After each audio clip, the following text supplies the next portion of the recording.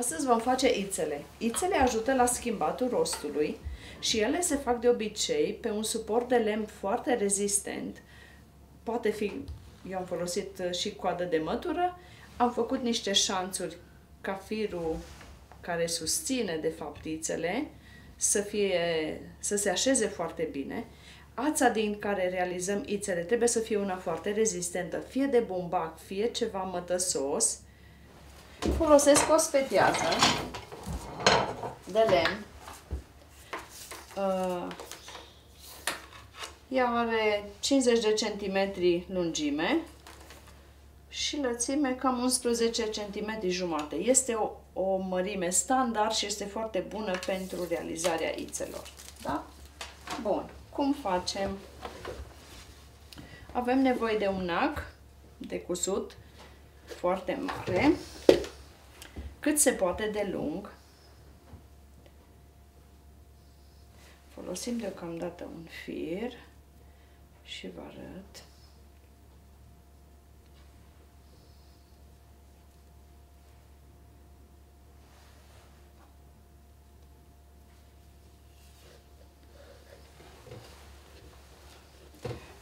O să las pe jos. Pe ac pregătim un fir pe care vom lega ițele. Trebuie să fie mai mult decât este fușcelul, da? Pe care îl vom fixa. Deci ați văzut în două. Bun. Vom face în două fire. Am ales un fir de bumbac. Este un bumbac mercerizat. Foarte rezistent. Bun. Aici, spetiaza are o gaură, da? Este puțin înclinată, cât să intre vârful acului. Bun. Și începem. La început facem simplu de 2-3 ori, doar ca să fixăm ața. Și acum începem. Dăm pe dedesubt și venim sus. Și pe sub ac și cu mâna dreaptă odată așa și cu mâna stângă încă o dată. Și se face o pereche, un zbilț, spunem noi. Încă o dată, pe dedesubt. Da? Ținem pe sub ac. Cu mâna dreaptă și cu mâna stângă. Da? Încă o dată. 1, 2. Încă o dată. 1, 2. Întindem firul. Nu lăsăm larg, dar nici foarte, foarte strâns. Da? Bun. Și când ne se umple aici, iese bine să mai dăm drumul. Și cum facem? Scoatem acul din orificiu și tragem spre vârf. Da? Eu mai las unul acolo ca să rămână fixat. Trecem la loc și lăsăm. Și vedeți, ițele vor veni pe firul acesta. Da? Și mergem mai departe. Deci pe dedesubt fixez cu dreapta și cu stânga. Bun. Pe dedesubt ridicăm pe sub ac, peste deget și trecem. Mâna stângă peste deget.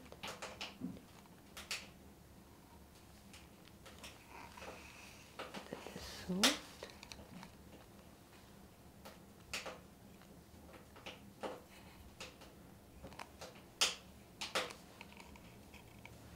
Pun cu mâna stângă.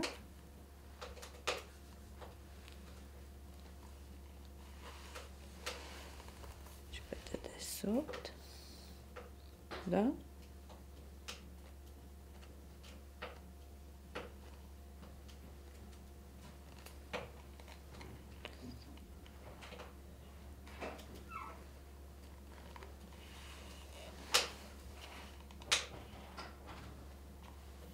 sus,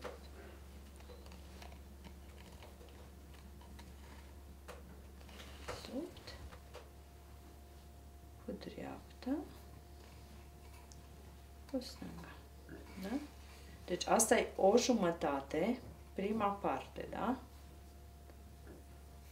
1, 2. 1, 2. Vedeți cât de important este orificiul acesta, să nu fie foarte aproape de capăt, da? Să fie mai acolo, ia să vedem ce distanță are. Asta așa, ca să știți. Deci cam la 4 cm. Ne ajută ca să facem câteva fire. Dacă observați, aici avem niște fire roșii. Este de fapt o numărătoare. Eu am pus semne la 20 de fire, am pus câte un semn. Lucrul acesta mă ajută atunci când năvădesc. Dacă aici am avut 120 de fire, mi-a fost foarte ușor să socotesc și eu am lăsat la margine exact câte fire am avut nevoie, astfel încât urzeala să fie centrată. Adică să nu-mi rămână mai multe fire în dreapta sau în stânga, pentru că de fapt n-am socotit bine. Și vă arăt cum facem acest lucru. Numărăm.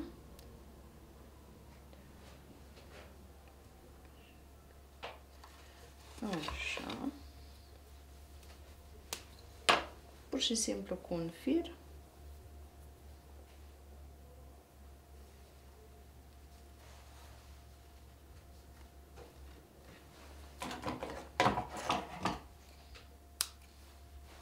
Așa. Și merg mai departe.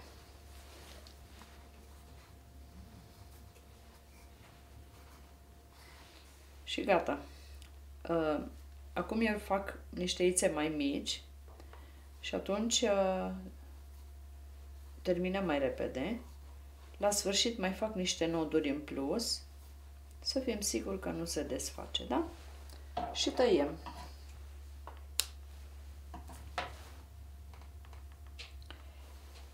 Da? Și aici voi tăia. Da? Dacă aveți nevoie de ițe mai lungi, pentru că doriți să țeseți ceva foarte lat, eu vă arăt ceva. Pentru ițele mai lungi, până le puneți pe fuscei, da? Să nu le scăpați, puteți face așa. Da? Luați o bucată și legați. Da? Și legați bine, asigurați-vă că nu se desface. Da.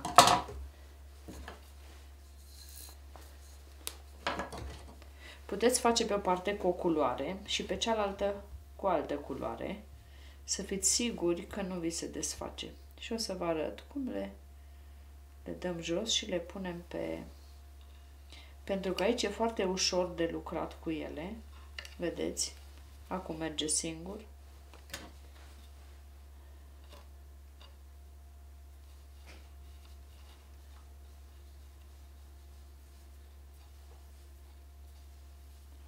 Da? Și faceți la fel și pe partea cealaltă. Dar, dacă vreți să le dați jos, facem așa. Să le puteți da în siguranță, este bine să aveți ceva tare în spate. Fixați bine și uitați, facem așa.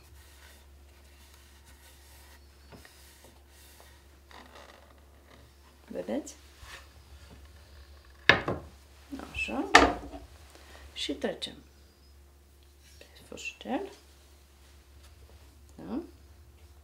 Aici facem un nod. Da? Încercăm să centrăm.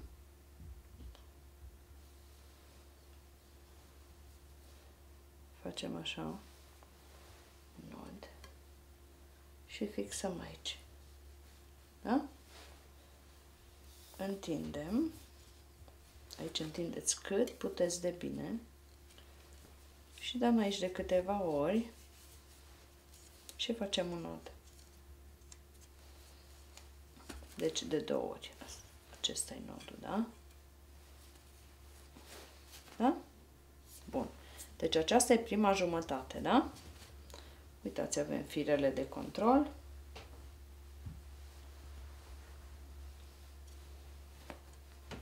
Da? Este bine. Ok. Le putem tăia. Da? Deci asta în cazul în care aveți mai multe, da? Bun. Firele. Și acum facem așa. Trecem firele pe sub celelalte ițe făcute deja, pe sub jumătate, da?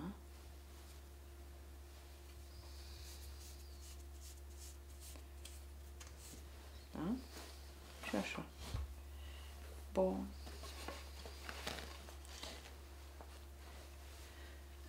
Și acum luăm acul, da? Deci introducem acul în orificiu, da?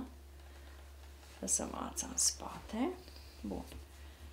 Și acum facem același lucru, doar că avem deja prima jumătate făcută. Deci firele trec pe sub toate celelalte, da? Facem exact la fel. 2-3 noduri la început.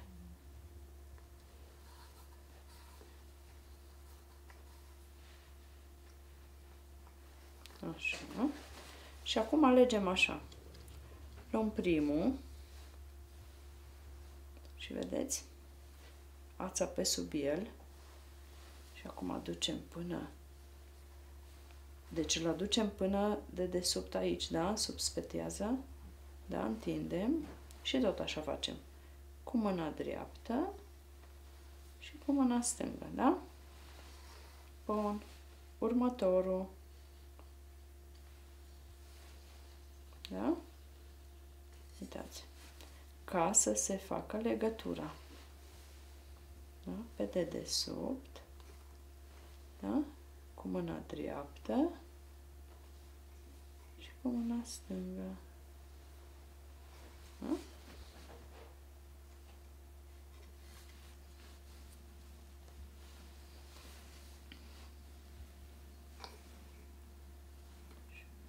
Pe dedesubt. Și acum pe deasupra. Pe deasupra acului.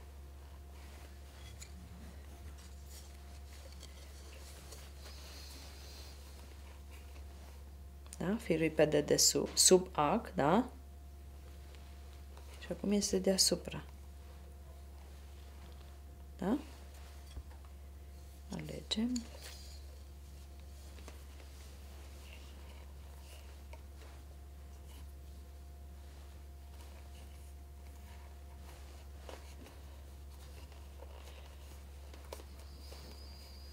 Așa, mai dăm drumul.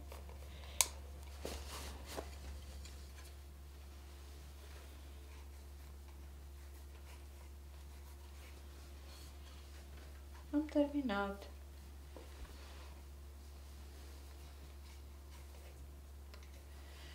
Deci facem ultimul. Și acum doar nodurile de sfârșit. Da? Sau ca să fim siguri că nu se strică. Bun. Tăiem. Trecem toate firele pe fir. Scoatem acul, trecem toate firele, da? Aici tăiem, da? Bun.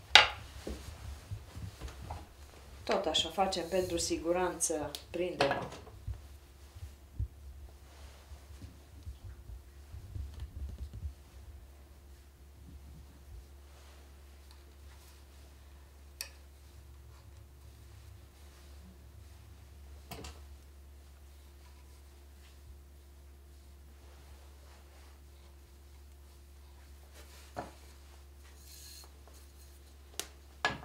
Asta ca să fiți siguri că nu vi se desface munca.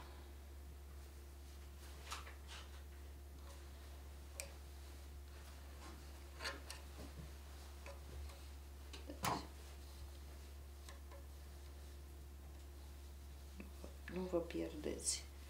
Lucru gata făcut. Așa, voi trece pe un alt fuscel. Acesta va fi cel de jos. Dacă vedeți, are 3 găuri. Vă întrebați de ce? Am centrat, am făcut una exact la mijloc, am măsurat, dar și una în dreapta, una în stânga. De ce? Atunci când țeseți, ca să vi se schimbe corect ițele și să vi se facă bine rostul, să nu aveți într-o parte sau alta, este bine să aveți găurile acestea. Pe aici treceți un fir gros și legate la pedale sau la iepe, da? Și astfel vi se schimbă foarte bine. Altfel, de mult aveam ațe și acestea alunecau, dacă în dreapta, în stânga, și nu rămâneau totdeauna ițele să se schimbe, să vină paralel și atunci mă deranjau la țesul. De acesta, eu am găsit soluția aceasta și o puteți folosi, este foarte sigură.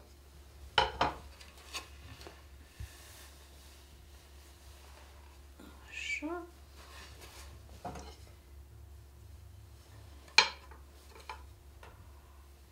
Da? Facem nod.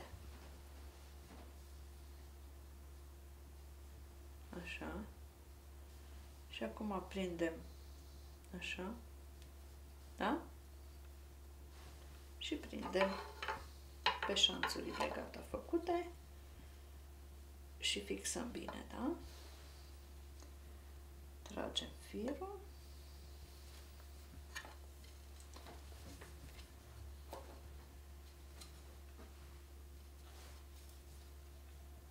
Întindeți cât puteți de bine, aici de 2 de 3 ori și faceți arănot.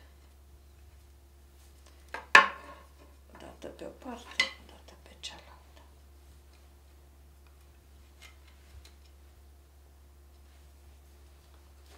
Gata. Aici tăiem.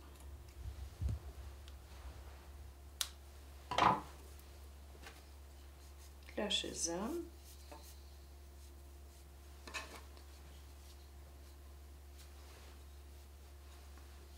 Acestea pot fi folosite pentru o pânză mai îngustă. Bun. Aici mai lung firul, mai tăiem.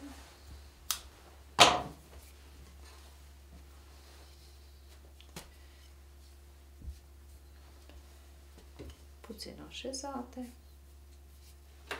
Ițele sunt gata.